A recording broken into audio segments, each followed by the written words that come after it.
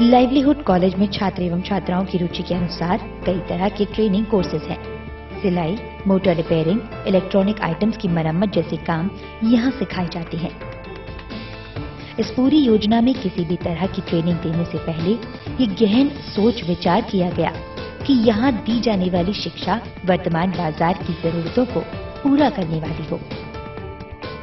आज के युग में कंप्यूटर की महत्वता को आंकते हुए इस संस्थान में कंप्यूटर शिक्षा के भी इंतजाम किए गए हैं। साथ ही यहाँ कई तरह की प्रतियोगी परीक्षाओं की तैयारी भी कराई जाती है।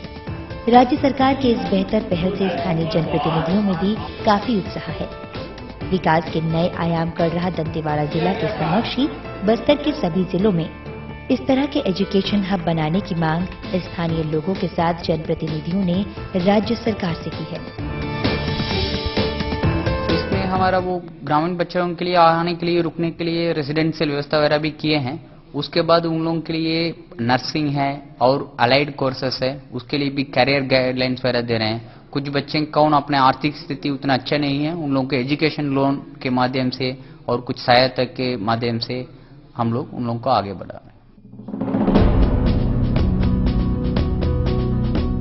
छत्तीसगढ़ सरकार ने महिलाओं की शिक्षा पर विशेष ध्यान दिया है। इसी जज्बे के तहत दंतेवाड़ा में पातारास्का कन्या महाविद्यालय की स्थापना की गई। दक्षिण बस्तर की सबसे बड़ी समस्या थी कि यहाँ पर महिलाओं की शिक्षा का कोई बेहतर इंतजाम नहीं था और जो महिलाएं शिक्षा ग्रहण कर भी रही थीं, वो सिर्फ कक्षा 8 तक ही थी। इसके बाद पढ़ाई छूट जाना इनकी मजबूरी थी, क्योंकि यहाँ पर गरीब बच्चों को आगे की शिक्षा सुचारू रूप से जारी रखने में कई समस्याएं आती थी।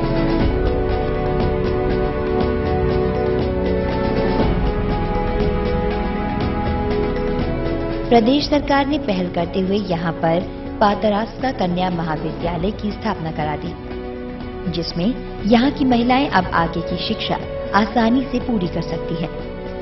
शिक्षा के साथ साथ यहाँ पर इनके खेलकूद का भी बेहतर इंतजाम किया गया है। संस्थान की उपयोगिता को देखते हुए प्रदेश सरकार यहाँ इसी तर्ज पर 9वीं से 12वीं तक के और भी संस्थान स्थापित करने जा रही है। दूर दराज से आने वाले छात्र छात्राओं के लिए IAP योजना के तहत वाहन उपलब्ध कराए गए हैं, जिससे उन्हें कॉलेज तक पहुंचने में अब दिक्कतों का सामना नहीं करना पड़ता। इसी क्रम में शिक्षा सवारी योजना के तहत दूर दराज से शिक्षा हासिल करने आने वाले बच्चों को साइकिलें भी उपलब्ध कराई गई हैं। लाइवलीहुड और महिलाओं के लिए शैक्षणिक योजनाओं का असर है कि आज दक्षिण बस्तर के बच्चे शिक्षा के रास्तों से मंजिल की ओर बढ़ चले हैं। बेरोजगारी की समस्या शायद अब मुश्किल न बन पाए। बेहतर शिक्षा के साथ साथ यहां पर दिया जा रहा प्रशिक्षण लोगों के रोजगार में सहायक बन रहा है। प्रशिक्षण पा रहे बच्चे छत्तीसगढ़ के अलावा दूसरे प्रदेशों में जाकर रोजगार पा चुके हैं। प्रदेश सरकार की ये लाभदायी योजनाएं यहां के युवाओं के लिए वरदान साबित हो रही है। प्रदेश सरकार के जज्बे में कमी नहीं आई और इसी का नतीजा है कि दंतेवाड़ा में एजुकेशन सिटी का निर्माण किया जा रहा है।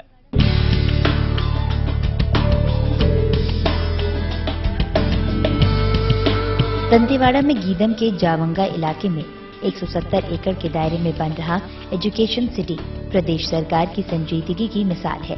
लगभग 100 करोड़ की लागत से बन रहे इस एजुकेशन हब में तकरीबन 5000 बच्चे शिक्षा ग्रहण कर सकेंगे। बच्चों की समस्याओं को देखते हुए इस जगह पर उनके लिए तकरीबन 22 करोड़ की लागत से आवासीय विद्यालय बनाए जा रहे हैं। इसके अलावा 1000 की क्षमता वाले पॉलिटेक्निक संस्थान की भी नींव रखी जा रही है। कम शिक्षित एवं बेरोजगार बच्चों के लिए सिक्योरिटी गार्ड ट्रेनिंग इंस्टीट्यूट समेत 13 शैक्षणिक संस्थान तैयार हो रहे हैं।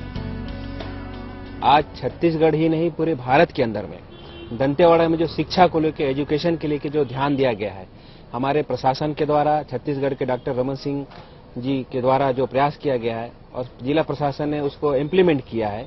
आज गीदम में जो लगभग एकड़ों के जमीन में आज एजुकेशन हब का स्थापना किया गया है, उसमें आस्था गुरुकुल में यहाँ नक्सली पीड़ित बच्चे, ST और SC आदिवासी बच्चे जो वहाँ पर उनके लिए जो एजुकेशन के शिक्षा की जो व्यवस्था करी गई है, इसमें आज पहली से लेकर 5वीं तक अभी हमारे गीदम में इंग्लिश मीडियम से ही शिक्षा चालू हुई है। बच्चों के लिए, आदिवासी बच्चों के लिए चालू हुई है।